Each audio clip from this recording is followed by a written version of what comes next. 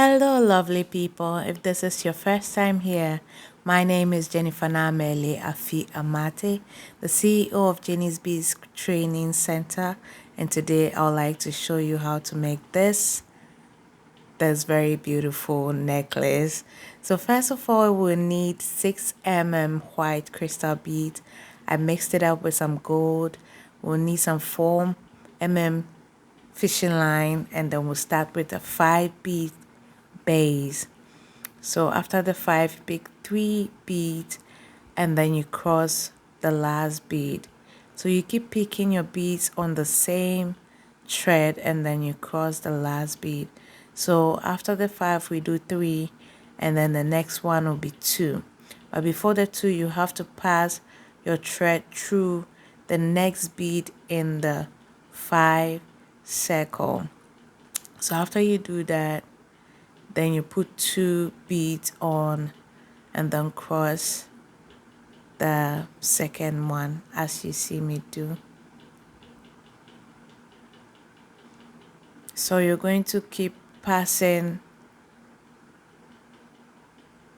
through each of the 5 circle beads, one each out of the 5 circle beads, and add 2 beads. After the 3 that you do the first time, you keep adding 2 till the 5 beads are covered.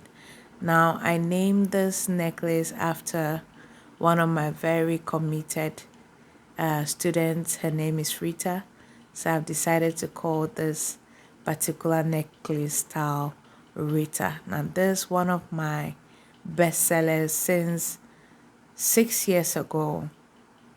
It was actually a design that a client asked and we did something similar to what she wanted and other people fell in love. So this last one, when you pass through it, you go through the very first bead that you started with, and after this you are going to add just 1 extra bead and you cross that same bead. So when you're done, you should have this 5 at the bottom, 4, 4, 4 at the sides, and then the top 2 should be 5. Now because the bottom is all connected, we are going to try and connect all the 5 beads at the top. So you pass through all the beads at the top till you meet the thread at the other end. And once you meet the thread there, you tie it. You tie it as you're going to see me do.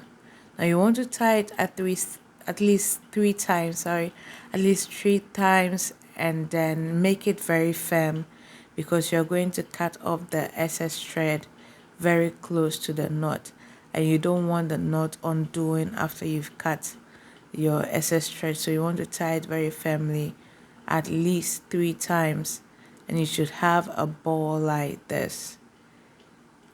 So use very sharp scissors that have pointed tips like mine, then cut it very close. You don't want anything sticking out and poking your client. So you do a couple of them, make them very neat, and then set them aside. Yeah. So do enough if you don't know how many you need. So we're going to do the gold. So now we're set.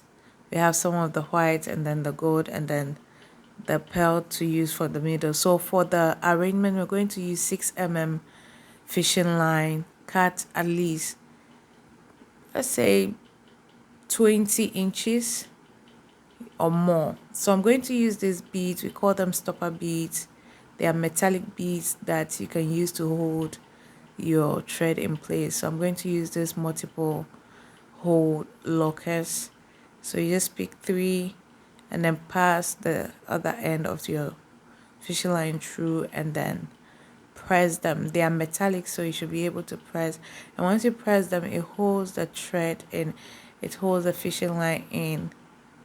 Make sure you press it very well, very firmly. Use your strength on this one.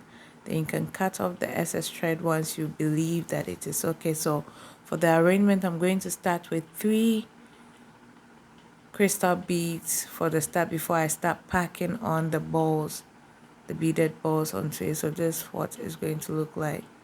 So at the end, you're going to see how I arranged it, but I always put one bead after each ball like this.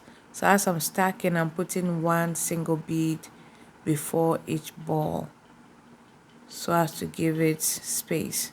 So once I'm done packing on the beads, I fix another 3 sets of stopper beads and then go through it again. Now when you're doing this type of work, until you are sure of what you're doing, do not press the other side until you are done and you measured it on the neck. So this is my arrangement. So I'm not pressing the other side. I'm going to leave the thread in it like that and then do a second row. This is the first row. I'm going to do the second row. So we'll start by fixing the stopper beads again. So on one side you press, but on the other side you don't press. So you have to seek confirmation from the client. This is something I teach my students.